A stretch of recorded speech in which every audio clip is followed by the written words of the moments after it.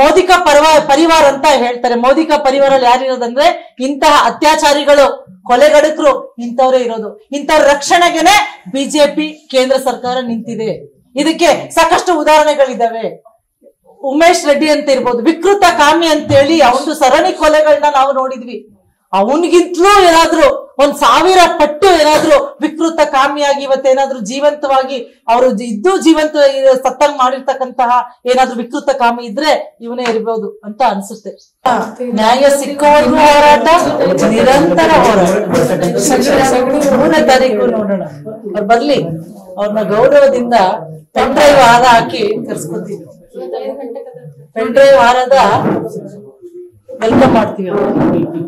ಜಗತ್ತಲ್ಲಿ ಅದು ಇಡೀ ದೇಶ ಅಲ್ಲ, ಇಡೀ ಪ್ರಪಂಚವೇ ಬೆಚ್ಚಿ ಬೀಳಿಸ್ತಕ್ಕಂತ ಒಂದು ವಿದ್ರಾವಕ ಘಟನೆ. ಯಾವ ರೀತಿ ಅಂತ ಅಂದ್ರೆ ಮನುಷ್ಯನ ಮನಸ್ಥಿತಿ ಈ ರೀತಿನೂ ಆಗತ್ತಾ ಅಂತ ನಮಗೆ ಪ್ರಶ್ನೆ. ಮನುಷ್ಯರು ಈ ರೀತಿ ನಡ್ಕೊಳ್ತಾರ? ನಮ್ ಸಮಾಜ ಹೆಣ್ಣು ಮಕ್ಕಳನ್ನ ಈ ರೀತಿ ದುರ್ಬಲವಾಗಿ ನಡೆಸ್ಕೊಳತ್ತಾ ಅನ್ನೋ ಒಂದು ಪ್ರಶ್ನೆ ಇವತ್ತು ಎದ್ದಿದೆ. ಒಬ್ಬರೇ ಒಬ್ಬ ಬಿಜೆಪಿ ನಾಯಕರಾಗ್ಲಿ ಅಥವಾ ಇವರು ಸಮ್ಮಿಶ್ರ ಮಾಡ್ಕೊಂಡಿದ್ದಾರೆ ಎನ್ ಡಿ ಎ ಅಂತ ನಾನು ನೇರವಾಗಿ ಒಬ್ರೇ ಒಬ್ರು ನಾಯಕರು ಕೂಡ ಇದರ ವಿಚಾರವಾಗಿ ಒಂದೇ ಒಂದು ಪ್ರತಿಕ್ರಿಯೆಯನ್ನ, ಮಾನವೀಯತೆ ದೃಷ್ಟಿಯಿಂದ ಅಟ್ಲೀಸ್ಟ್ ಒಂದೇ ಒಂದು ಪ್ರತಿಕ್ರಿಯೆಯನ್ನ ನೀಡಿಲ್ಲ. ಹೇಳಕ್ಕೆ ಇವ್ರದ್ದು ನಾರಿ ಶಕ್ತಿ, ನಾವು ಏನು ಮಹಿಳೆಯರ ಸಬಲೀಕರಣ ಮಾಡ್ತೀವಿ, ಮಹಿಳೆಯರ ಪರವಾಗಿರ್ತೀವಿ ಅಂತೇಳಿ ಅಧಿಕಾರಕ್ಕೆ ಬಂದಂತ ಪಕ್ಷ ಇದು. ಎಲ್ಲ ಇರ್ಲಿ, ಇವತ್ತು ನಾರಿ ಸಮ್ಮಾನ್ ಅಂತ ಒಂದು ಪ್ರೋಗ್ರಾಮ್ ಇದೆ ಅವ್ರದ್ದು ಯೋಜನೆ.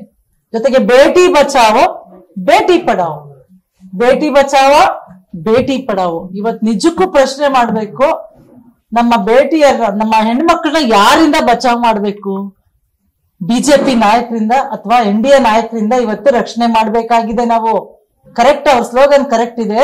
ಅವ್ರು ಹೇಳಿರೋದು ನಮ್ಮ ಪಕ್ಷದ ನಾಯಕರಿಂದನೇ ನಾವು ರಕ್ಷಣೆ ಮಾಡಿ ಇವತ್ತು ಹೆಣ್ಮಕ್ಳನ್ನ ಉಳಿಸ್ಕೋಬೇಕನ್ನೋದೇ ಅವ್ರದ್ದು ಸ್ಲೋಗನ್ ಅರ್ಥ. ತಾಳಿ ಬಗ್ಗೆ ಗೊತ್ತಿಲ್ದಿದ್ದವರು ಅದ್ರ ಪ್ರಾಮುಖ್ಯತೆ ಬಗ್ಗೆ ಮಾತಾಡ್ತಾರೆ. ಯಾವ ನಾಯಕರು ಕೂಡ ಕಾಣಿಸೋದಿಲ್ಲ. ಎಲ್ಲಕ್ಕಿಂತ ಅವಮಾನವಾದ ಸಂಗತಿ ಏನಂತಂದ್ರೆ ಅಲ್ಲಿರ್ತಕ್ಕಂಥ ನಾಯಕಿಯರು, ಶೋಭಕಾ ಇರ್ಬೋದು, ಮಾಳವಿಕಾ ಇರ್ಬೋದು, ಸ್ಮೃತಿ ಇರಾನಿ ಇರ್ಬೋದು, ಯಾರು ತಾರಾ ಇರ್ಬೋದು, ಯಾರು ಕೂಡ ಆ ಒಂದು ಬಿಜೆಪಿ ಮಹಿಳಾ ಮೋರ್ಚಾದ ಅಧ್ಯಕ್ಷ ಇರ್ಬೋದು, ಆ ವಿಚಾರವನ್ನ ಯಾರು ಕೂಡ ಕಾಣಿಸೋದಿಲ್ಲ.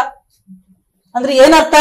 ಮಹಿಳೆಯರಿಗೆ ಮಾತನಾಡೋದಿಕ್ಕಿರ್ತಕ್ಕಂಥ ವಸ್ತು ಅಂದ್ರೆ ಮಹಿಳೆಯರು, ಭೋಗದ ವಸ್ತು ಅಂದ್ರೆ ಮಹಿಳೆಯರು ಅನ್ನೋದನ್ನ ಈ ಒಂದು ಪಕ್ಷದ ನಾಯಕರು. ನಾವು ಇದ್ರಲ್ಲೂ ರಾಜಕೀಯ ಮಾಡೋದಿಲ್ಲ. ನೇಹಾ ಪ್ರಕರಣವಾದಾಗ ಇಡೀ ರಾಜ್ಯಾದ್ಯಂತ ಪ್ರತಿಭಟನೆಯನ್ನ ಮಾಡಿಸಿದಂತಹ NDA ನಾಯಕರು ಇವತ್ತು ಒಂದೇ ಒಂದು ತುಟಿ ಬಿಚ್ಚಿ ಮಾತನಾಡ್ತಿಲ್ಲ.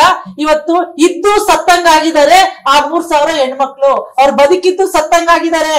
ಇದು ಕೊಲೆಗಿಂತಲೂ ಉಗ್ರವಾದಕ್ಕಂತ ಕೊಲೆ, ಉಗ್ರ ಕೊಲೆ ಇದು. ಈ ವಿಡಿಯೋ ನಿಮ್ಗೆ ಇಷ್ಟವಾಗಿದ್ದರೆ ಲೈಕ್ ಮಾಡಿ, ಶೇರ್ ಮಾಡಿ. ಇನ್ನು ನಮ್ಮ ಚಾನೆಲ್ಗೆ ಸಬ್ಸ್ಕ್ರೈಬ್ ಆಗಿಲ್ಲ ಅಂದ್ರೆ ಸಬ್ಸ್ಕ್ರೈಬ್ ಮಾಡ್ಕೊಳ್ಳಿ. ಮುಂದೆ ಬರೋ ಎಲ್ಲಾ ವಿಡಿಯೋಗೋಸ್ಕರ ಬೆಲ್ ಬಟನ್ ಕ್ಲಿಕ್ ಮಾಡಿ. ಧನ್ಯವಾದಗಳು.